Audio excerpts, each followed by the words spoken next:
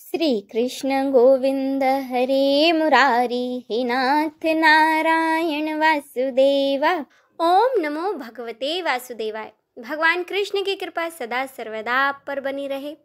आज के इस वीडियो में आप सुनेंगे उत्पन्ना एकादशी व्रत कथा। तो चलिए आज की वीडियो शुरू करते हैं, और अगर आपको वीडियो पसंद आए तो वीडियो को लाइक शेयर जरूर कीजिएगा।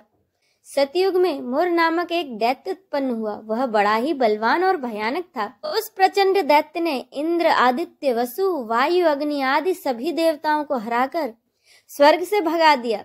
तब इंद्र सहित सभी देवता भयभीत होकर भगवान शिव के पास कैलाश पर गए और उन्हें सारी घटना बताई। देवतागण बोले, हे कैलाशपति, मूर दैत्य से भयभीत होकर हम सब देवता मृत्यु लोक में फिर रहे हैं। तब भगवान शिव ने कहा कि हे देवताओं, तीनों लोकों के स्वामी, भक्तों के दुखों का नाश करने वाले भगवान विष्णु की शरण में जाओ।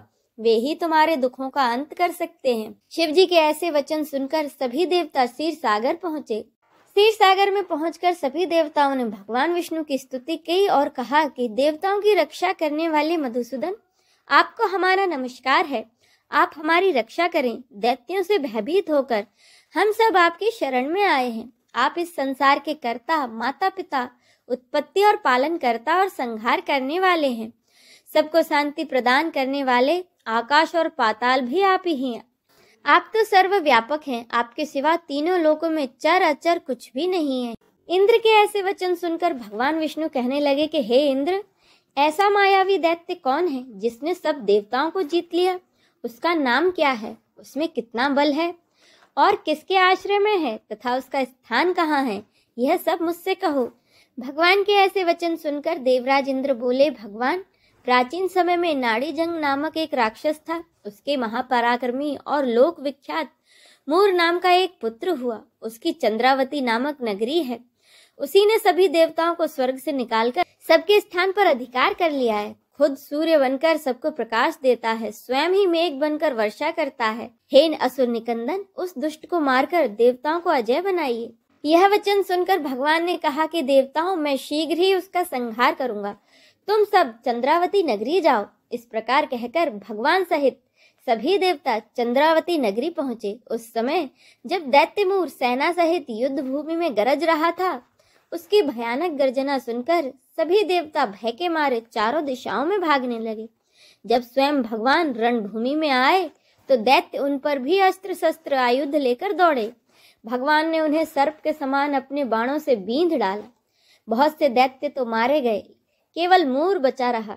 वह अविचल भाव से भगवान के साथ युद्ध करता रहा। भगवान ज्यों-ज्यों भी तीक्ष्ण बाण चलाते, वह उसके लिए पुष्प सिद्ध होता। उसका शरीर छिन्न भिन्न हो गया, लेकिन वह लगातार युद्ध करता रहा। दोनों के बीच मल युद्ध भी हुआ। 10,000 साल तक उनका यह युद्ध चलता रहा, किंतु मूर नहीं हारा। थक कर भगवान बद्रिक आश्रम चले गए। वहां हेमवती नामक एक सुंदर गुफा थी।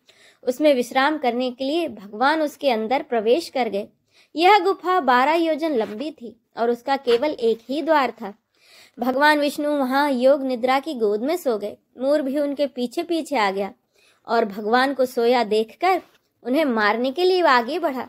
तभी भगवान के शरीर से एक कांतिमय रूप वाली देवी प्रकट हुई। देवी ने मूर राक्षस को युद्ध के लिए ललकारा और उसे तत्काल मौत के घाट उतार दिया। श्री हरि जब योग निद्रा से उठे तो सब बातों को जानकर उस देवी से कहा, आपका जन्म एकादशी के दिन हुआ है, अतः आप उत्पन्ना एकादशी के नाम से पूजित होंगी। आपके भक्त वही होंगे जो मेरे भक्त हैं। बोलिए भक्त वत्सल भगवान की जय।